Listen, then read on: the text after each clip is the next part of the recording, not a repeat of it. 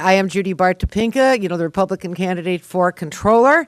And today, I want to make sure you know that, as you all know, Senator Dan Rutherford, he and I are touring the state together, talking about our topic that we are going to pursue should we hopefully be elected to our mutual offices here, which have to work together to make the state function, and that is to consolidate those two offices. It's something that's been out there for a while, but what makes it unique is that our two parties' candidates are pushing this forward. And as you know, Dan and I are not exactly quiet about going down to the legislature, twisting arms. We come from the legislature. We know our way around. And we really wish to pursue this. We think the timing now is very, very right because of the economy, because the state is in such incredible debt, because cuts have to be made. Well, why not make a cut that is not going to directly affect anyone, but it will affect the entire state, but not directly. It's not like you're taking money from hospitals or nursing homes or something like that. It's just a good, solid savings of $12 million a year.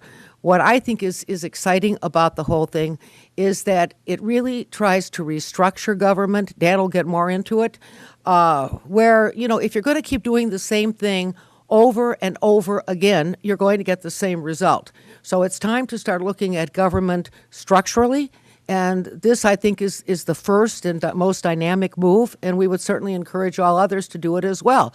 And with that, here's Dan. Great. Thank you, Judy. I think the thing that's most impactful about what you're having happen today as opposed to what we've seen at historically in Illinois, because this resolution has been introduced in the House and the Senate before and has never gotten to the point of actually going to the public forum for an actual vote. But I think the thing that's interesting here is that you actually have the nominees themselves, the nominees for the Republican Party standing together saying that we want to consolidate these two offices. And with all respect, as I look back on modern Illinois government and politics, I've not seen the two nominees stand together to do that in any time in recent history. In simplest of terms, the Office of Comptroller is responsible for the disbursements of the state's monies. Now, there's much, much more to the office than just that, but in the simplest of terms. And for the state treasurer, in simplest of terms, is to invest the state's monies for the highest return possible in the safest way possible. Again, there is much more to that office responsibility. And what we are proposing doing is keeping those same core functions, but putting them under one financial officer of the state. As Judy had mentioned, it'll save approximately $12 million annually. In very simple terms, again, about $4 million of that comes from staffing, overheads that two offices coming together will be able to save. The other $8 million comes really in a cash flow, cash management system.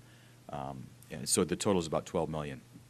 It will necessitate a 3/5 vote of both the House and the Senate of identical language resolution wording to put this question to the ballot.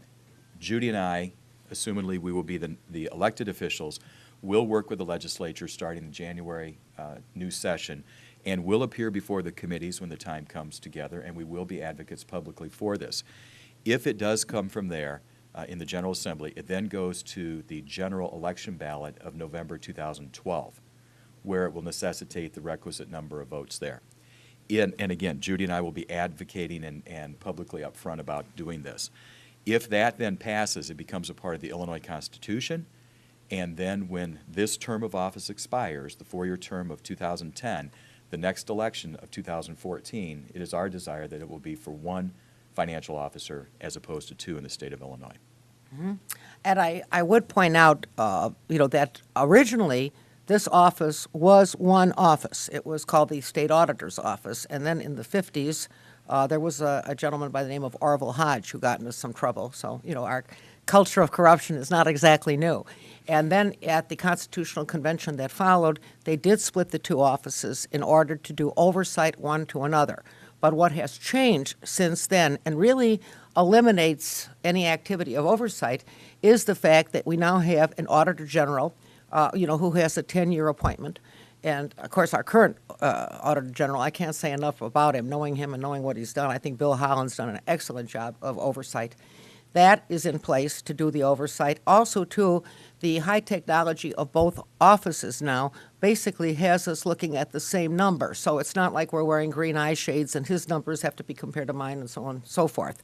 So it will, the oversight will be there, the functionality of the offices will be there.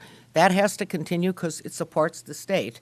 And you have to have, at least until the merger occurs, a working relationship between the treasurer and the controller, and it needs to be reasonably congenial to get things done. In our case, we've served together, we've worked together, we have the same basic philosophy regarding money.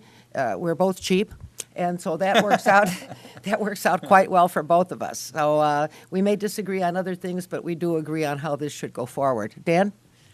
I think that the important thing to note here is that the leverages really can come about in when the time comes for the comptroller to look to disperse monies for a certain day.